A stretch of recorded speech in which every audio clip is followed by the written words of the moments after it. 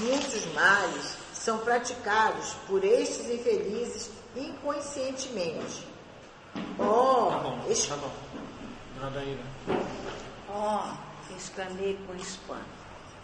Como podem entronizar a ignorância a este ponto? Quem poderia crer no quadro que observamos? Se são criaturas informadas quanto à verdade, por que motivo ainda se entregam à prática do mal? Trata-se de ação maléfica inconsciente, esclareceu o bondoso Alexandre. Mas respondi aturdido: por que contrassenso as almas cientes da distância que as separa da carne não se rendem à lei do bem? O instrutor sorriu e obtemperou. Entretanto, na própria humanidade encarnada, você encontrará idênticos fenômenos. Decorridos mais de 1000 anos sob os ensinamentos do Cristo, com a visão ampla dos sacrifícios do Mestre e de seus continuadores, cientes da lição da manjedoura e da cruz, investidos na posse dos tesouros evangélicos, abalançaram-se os homens às chamadas guerras santas, exterminando-se uns aos outros em nome de Jesus. Instituíram tribunais da Inquisição cheios de suplícios, onde pessoas de todas as condições sociais foram atormentadas aos milhares em nome da caridade de Nosso Senhor.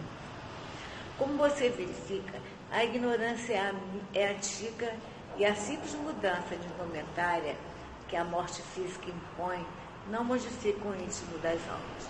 Não temos céus automáticos, temos realidade.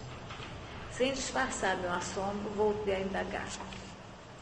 Mas como vivem essas criaturas desventuradas? Obedecem a organizações que lhes sejam próprias? Possuem sistemas especiais? A maioria aqui, esclareceu o instrutor, é constituída de entidades desencarnadas em situação de parasitismo. Tá bom. Cecília. Pensam naturalmente na economia física das pessoas às quais se reúnem e na atmosfera dos mares que as acolhem. Não creiam, porém, na inexistência de organizações nas zonas inferiores. Elas existem e, em grande número, não obstante os ascendentes de orgulho e rebeldia que lhe inspiram as fundações. Em semelhantes agrupamentos, dominam os gênios da perversidade deliberada. Aqui, sobre os nossos olhos, temos tão somente uma assembleia de almas sofredoras e desorientadas. Você não conhece ainda os antros do mal em sua verdadeira significação. E, num gesto expressivo, acentuou: não vivemos em paz com esses focos de maldade organizada. Compete-nos lutar contra eles, até a vitória completa do bem. Mais uma vez, senti a extensão e a magnitude dos serviços que aguardam as leais seguidores de Jesus, depois da morte do corpo físico. Escutava com interesse a engenhosa pregação do dirigente desencarnado, quando o novo cooperador que nos acompanhava fez-nos ligeiro sinal a alguma distância, interessado em não se imiscuir na multidão por causa da sua condição de visibilidade aos circunstantes. Sinal esse que Alexandre atendeu imediatamente, seguindo pela genitora aflita e por mim. O companheiro localizara Marinho e chamava-nos ao trabalho. Em recanto escuro de uma das velhas dependências do templo, mantinha-se a pobre entidade em meditação. A mãe carinhosa aproximou-se e afagou-lhe a fronte. Todavia, o filho infortunado, como acontece a maioria dos homens terrestres, em face das influências das almas superiores, apenas sentiu uma vaga alegria no coração. Avistou, porém, o nosso novo amigo, com o qual estabeleceu interessante diálogo. Tá bom. Vamos parar por aqui. Vocês podem comentar à vontade. Alguém quer fazer algum comentário? Me chamou a atenção essa expressão que ele usou aqui. A maioria aqui estabeleceu de entidades desencarnadas em situação de parasitismo. Encontrou? Não, mas pode contar. Vai para 286. Em situação de parasitismo, ou seja, de ampla dependência, de ampla dependência da alimentação do outro, né? Como é que a gente pode pegar e conceber que a gente desencarna e a gente continua se alimentando de outras coisas, de fluidos mentais, de estar vivendo da migalha do outro, ou daquilo que o outro pensa, daquilo que o outro age, ainda como desencarnados, né? Daí se entende o porquê que se arrastam por tanto tempo nessa situação. Que a gente vê as pessoas dizendo, mas como pode? Ficou tanto tempo preso àquele local, àquela casa, àquela situação, e a gente vê esse estado de parasitismo, né?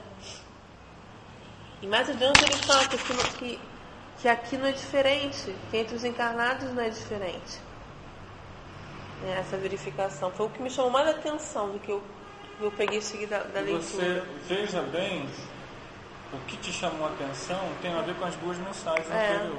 Porque o parasitismo aí tem a ver com a ociosidade de pessoas que, adentrando um conhecimento religioso, preferiram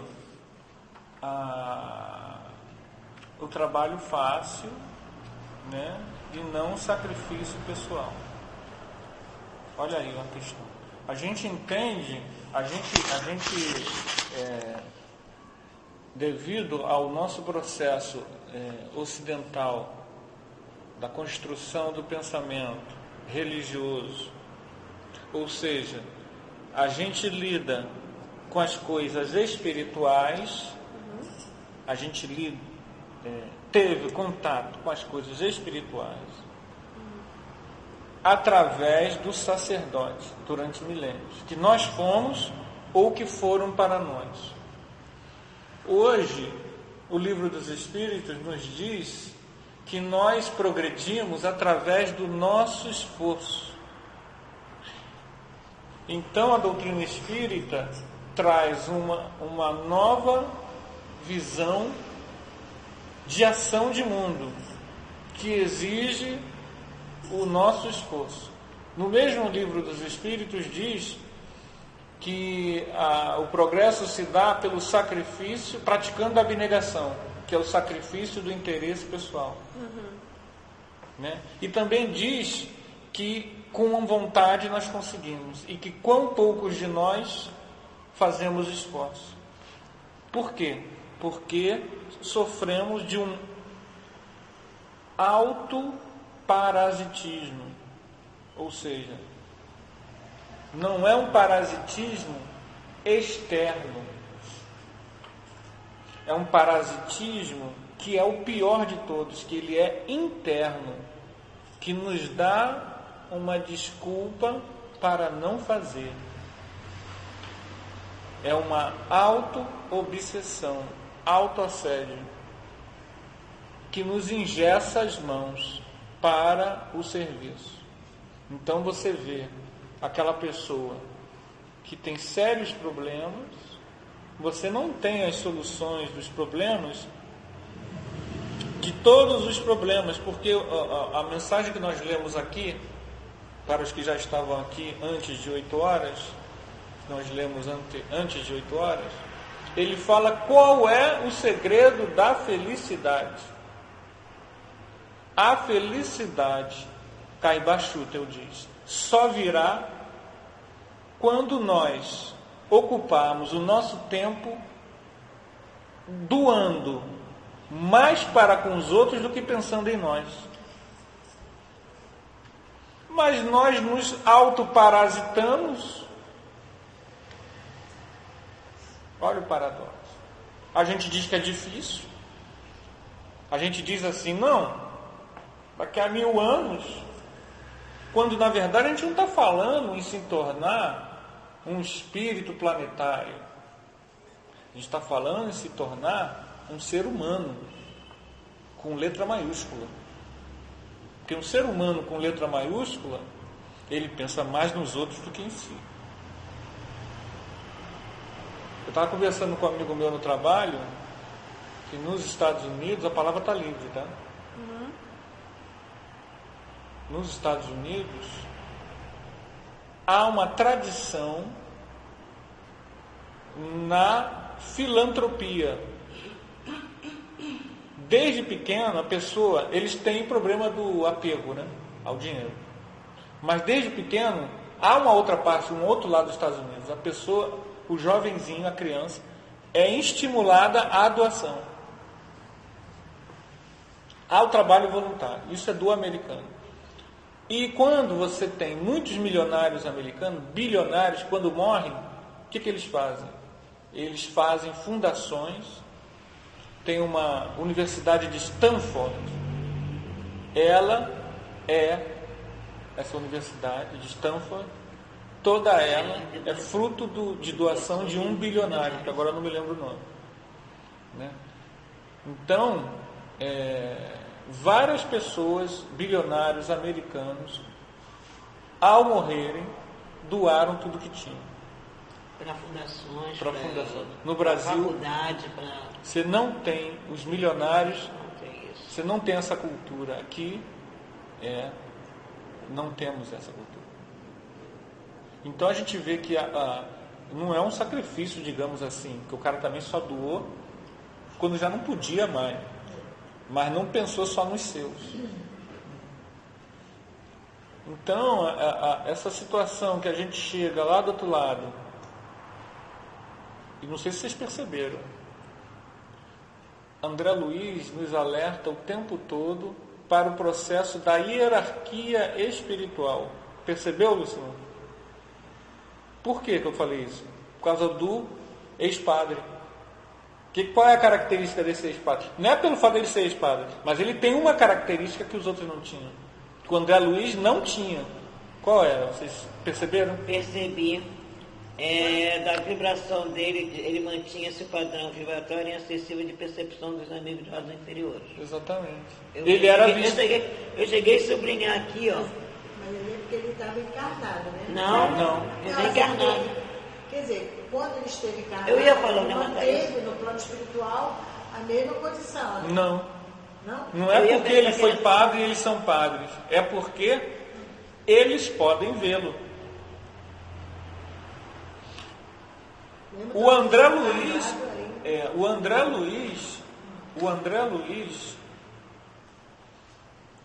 nesse livro, é o seu terceiro livro, ele é um neófito, é um aprendiz. Mas esse companheiro, o André Luiz, não é visto. Aqui não tem aquele recurso que é empregado em outros livros para ficar invisível. Acho que é nos Mensageiros, no segundo livro, que emprestam a ele para ele poder enxergar melhor, para ele poder ver com mais acuidade. Esse companheiro, ele é visto. Se quem leu Voltei vai perceber isso. Você leu Voltei? Se lembra naquela que eles estão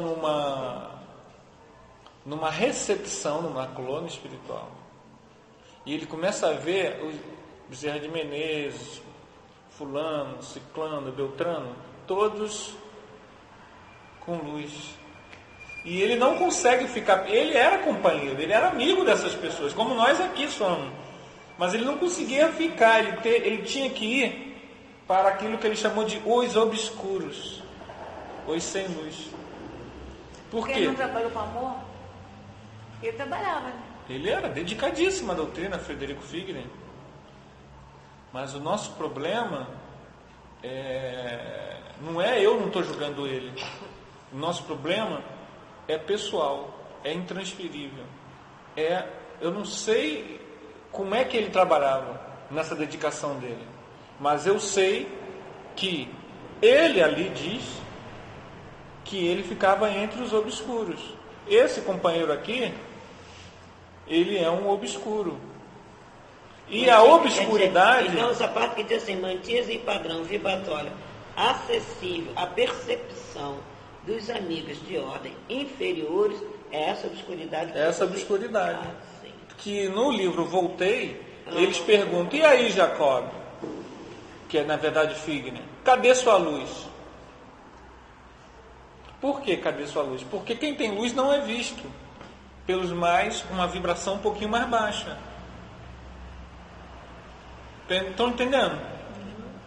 A não ser que ele abaixe para ser visto. A gente vê isso aqui na Mas reunião. esse irmão aqui não. Não, Ele não precisava se abaixar. Não, ele não Ele precisa. já tinha. Ele já era do mesmo nível. Já era do mesmo nível. Ele precisa o quê daqui em adiante? Melhorar. Então, por exemplo, isso se extravasa por aqui, como nós somos aqui. Somos apegados a muitas coisas? Então somos obscuros. O que nos obscurantiza é o nosso não desejo de abrir mão. É isso que não é o tribunal e a gente está muito no negócio de graça, que vão me dar uma graça de evoluir. Se eu sou muito apegado, se eu sou uma pessoa cheia de personalismo, cheia de desejo, eu posso estar aqui falando com vocês, mas isso me obscurantiza. E quando é que eu tenho que resolver isso? Adianta eu ficar dizendo que é difícil? Não. Como um amigo meu falou uma vez para mim, Anderson, tem coisa que só quando depois de 70 anos que melhora. Eu vi aquilo, eu falei, pô, mas e aí? Eu vou passar a vida toda, e se eu morrer antes? Não é isso que eles estão dizendo para a gente. Eu não posso esperar a natureza cuidar de certos aspectos para que cesse meus desejos e meus anseios. Não. Na verdade, não é, eu não estou cessando nada. É a natureza que está cuidando. Né? Muito pelo contrário, pode chegar que nem o nosso companheiro do Memória Suicida. Teve um companheiro lá, que quando ele se viu sem condições sexuais, ele se mata com 80 anos. Pode acontecer, a pessoa às vezes não se mata, mas se mata, né? Porque ela viveu a vida toda. Então isso esse conselho que um outro companheiro espírita falou para mim, isso aí não existe. Porque isso aí, na verdade, é tapar o sol com a peneira. Você tem que procurar, os problemas surgem... Já a solução. Exatamente, você tem que buscar o quê? Aquilo ali é onde você tem que focar, né? Olha, vaidade, orgulho, egoísmo, apego, desejo, isso aqui. Você não vai se tornar um santo. Mas a limpeza da casa começa esfregando. É interessante que a gente vê assim, né? E os espíritos que evoluíram de uma certa forma, né? Assim, os de Assis, né? Quer dizer, o livro de Bassanufo, na encarnação dele, ele diz que ele quando ofereceram a ele as noivas lá de sacramento, né? Ele disse que ele tinha casado com a irmã Pobreza. Quer dizer, ele abdicou de todo o processo do homem do mundo, né? Para viver o homem espiritual, espiritualizar-se. Rival. Essa noção de priorização, ela é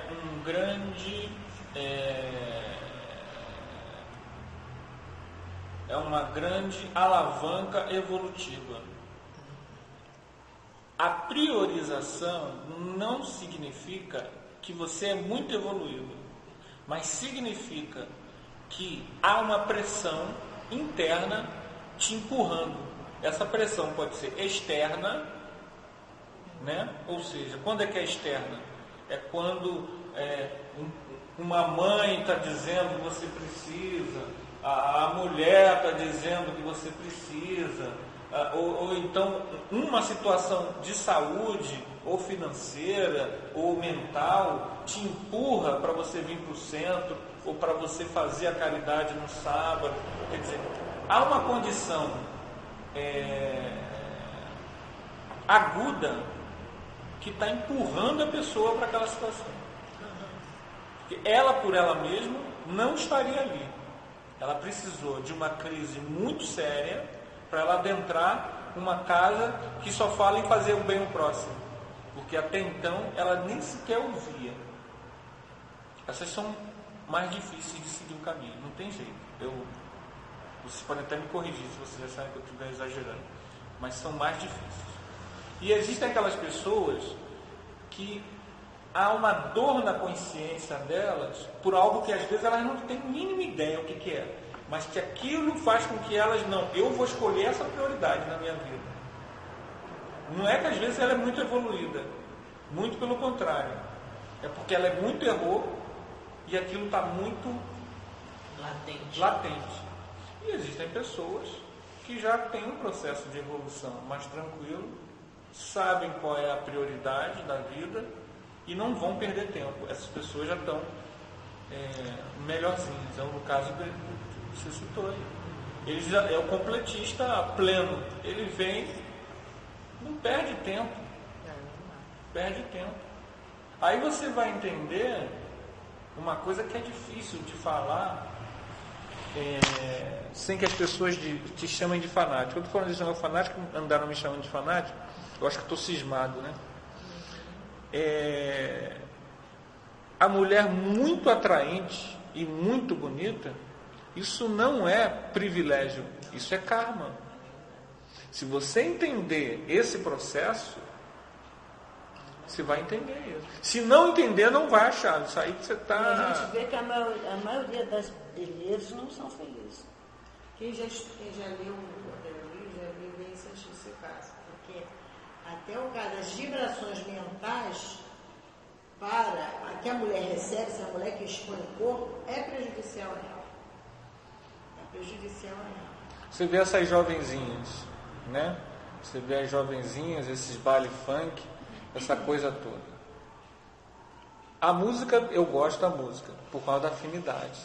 Né? A minha afinidade umbralina. Mas a música tem som de tiro, né? Já pararam?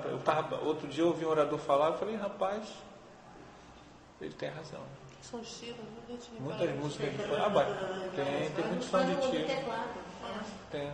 E as convulsões que as pessoas dançam, a gente dança e tudo mais, elas têm todo um processo o quê? De estímulo ao sensório. Não é que a gente seja não proibido de dançar. Eu estou falando uma coisa um pouco mais ampla, que é o seguinte: como é que eu saio dessas pessoas não me verem? É disso que eu estou falando. Como é que eu melhoro a minha vibração? Eu tenho que deixar o sensório e partir para o sutil. Qual é a música sutil? As notas... Bach. As notas Strauss. As notas do funk e de música assim, com esse tipo de batida, trabalham muito chakra básico. Chakra básico. O tempo todo, né? A gente pode fazer um teste aqui. Põe uma batida. Eu gosto. E está pegando assim, o exemplo do funk como uma coisa assim. Tá mais aí, né? Mas aquelas coisas de batida, seja qual for o ritmo, Eu só não gosto das letras. trabalha Eu não gosto dessa chakra batida. básico. Engraçado, todas essas batidas E já E já, à medida que você vai pegando músicas mais sutilizadas, você vai sentindo a ascendência da vibração. Bach te fala diretamente aqui, não te fala aqui. E é sutil isso, porque sutil não. É tangível isso, é palpável. Você bota um funk, você sente exatamente onde a batida vibra. E ela vibra lá embaixo mesmo. Você sacode lá embaixo. E a música não vejam isso como condenação, porque eu disse antes que eu gosto, eu tenho CD, eu toco em festa. Mas a gente precisa o quê? O reconhecimento leva ao autoconhecimento. Você não precisa se privar do samba, ou da música baiana, ou do forró. Instrumental, uma música que é instrumental, não também não quer coisa mais sensual do que bolero? Bolero, a gente não precisa se privar dessas músicas, mas a gente precisa entender os mecanismos para que a gente domine ela e não ela nos domine. O segredo é até que a gente dominando essa música, a gente não sinta mais, por exiguidade de tempo, nós não temos tempo para dar atenção a ela. Às vezes não é que você deixe de gostar, é você vai substituindo ela por uma música mais suave, e, por exemplo, você precisa hoje estar aqui. Aí, que música eu vou botar para vir para cá, no carro? Eu vou botar uma música mais light, né? Ontem foi o culto. Não, eu preciso então ir no supermercado, voltar, às 10 horas é o culto. Eu vou botar na ida e na volta uma música mais. Segunda-feira eu vou dar o passe. Eu não vou botar funk. Com o passar do tempo, isso fica muito mais restrito. Você vai restringindo, desde que você reconheça a importância dessa música mais tranquila. Teve uma coisa do Roberto Carlos, especial Roberto Carlos, né? Menino, mas olha, foi tão bonito. Elas cantam Roberto. Elas cantam Roberto, né? Só mulheres cantando, né? Mas como é grande meu amor por você. Olha, essa música é de 1966, se eu não me engano, 67. Eu me lembro dessa música. Era um CD, aquele pequenininho, né? Era um disco. Aí as garotas começaram a assistir. No final, ele começou, todas as mulheres, né? As cantoras, mas como é grande o meu amor por você. E abraçava o Roberto. Aí saía outra lá de trás. Aquilo ficou tão bonito, tão lindo. Menina, ficou eu e minha neta na sala. No final eu chorei. Aí foi tão bom, tão gostoso. Eu falei, gente, essa cara está impregnada de muito amor.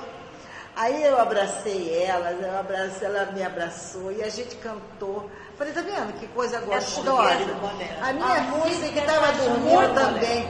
Quer dizer, foi uma vibração tão boa, porque ali naquele ambiente foi lindo. Eu contei até para a Márcia, o Evangelho fala uma coisa quer dizer, que é certa, falando do amor, mudo sentimento, né? Só uma coisinha, no nosso lar, eu me lembro que o André Luiz, ele diz que tem um setor lá para música brejeira. Ah, é? O que é música brejeira? Não lembro dessa parte, não. Música brejeira é esse romantismo. O romantismo, ele é bonito, mas ele também nos vincula. Desculpa, eu sei que é bonito, eu gosto, mas ele também nos chumba um pouco. Ele é um pouco melhorzinho, mas ele ainda é uma coisa assim, a minha paixão. Ele toca, eu escuto uma música dessa, ele toca na minha paixão, naquela pessoa que na verdade não existe, mas que eu me apaixonei e que eu pensei, ainda é uma coisa. E até aquelas que existem do passado. Eu me emociono, eu choro, eu compro o disco, mas isso é um pouco sutil, mas é aquela coisa, a gente precisa. É diferente. Até certas músicas do nosso amigo, companheiro da Ivone, como é que é o nome dele? Chopin, tem isso também. É melancólico. É clássico, mas é melancólico. te joga no buraco se você deixar as energias. Estão entendendo? Mas eu acho que no plano superior, aí as músicas são diferentes. Mas a gente tem exemplos. Um autor, um compositor, ele pode fazer uma música, porque é médium, né?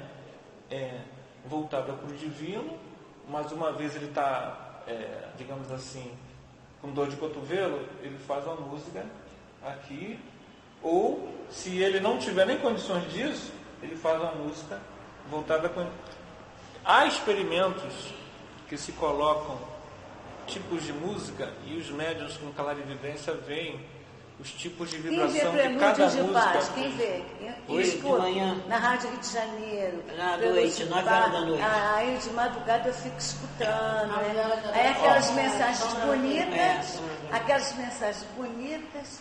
Aí ele bota um tremendo. Às 6 horas da manhã repete. Ele bota um tremendo. Cada bolero. música ela tem uma sintonia. Aí eu acho errado.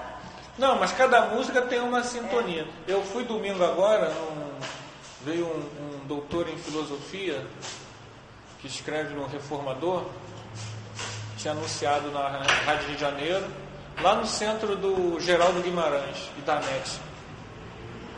Aí eu fui domingo lá.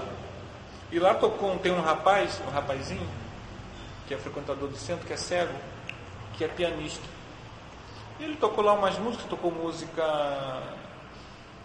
assim, clássica, mas sem mais. Aí o Geraldo, fulano, toca acho que é noturno, eu não conheço muito música, estou ainda engateando nesse caminho. Aquela energia. Eu fui sentindo aquilo como que estivesse me dando um passe, subindo aqui assim tudo. Aí eu fechei os olhos só, fui tirando tudo, foi uma coisa maravilhosa. Aquela música. Para você ver como que a música dá muita influência na gente. Por isso que a música tem que ser... Aquela coisa maravilhosa, aquela vibração, aquilo já foi um preâmbulo. A gente faz isso na Comérgia, né? A gente canta a música agitada para o jovem, aí antes da prece toca a música, aquela música mais... Essa música mais é que a gente está citando. Porque esse processo do nosso... Se a gente conseguir manter isso num certo período, que é assim, numa frequência, né?